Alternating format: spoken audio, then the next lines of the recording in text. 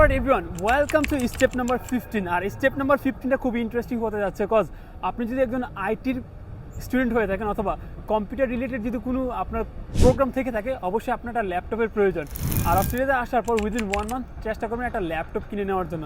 এখন ল্যাপটপ আপনি চাইলে স্টোর থেকে কিনতে পারেন, অনেক বেশি এক্সপেন্সিভ হবে জানা কথাই, কারণ নতুনটা পাচ্ছেন ব্র্যান্ড নিউ। আবার আপনি চাইলে ল্যাপটপটা কিন্তু খুব চিপ প্রাইসে কিন্তু আপনি কিনতে পারেন। কোথা থেকে কিনবেন সেটা হচ্ছে ফেসবুক মার্কেট প্লেস।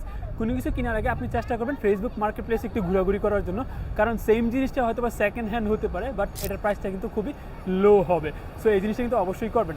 আমি যে ল্যাপটপটা কিনেছি বা অ্যাজ ইউজুয়াল আপনি যে ল্যাপটপটা দেখতে পারেন আমার ভিডিওতে, সেটা কিন্তু মাত্র $150। তো চেষ্টা করুন ফেসবুক মার্কেট প্লেস থেকে একটু পুরাতন হোক, কোনো সমস্যা নেই, একটা হচ্ছে কম দামি ল্যাপটপ নিয়ে বেশি কনফিগারেশন টাইপের একটা ল্যাপটপ রাখলে কিন্তু আপনার জন্য বেটার হয়।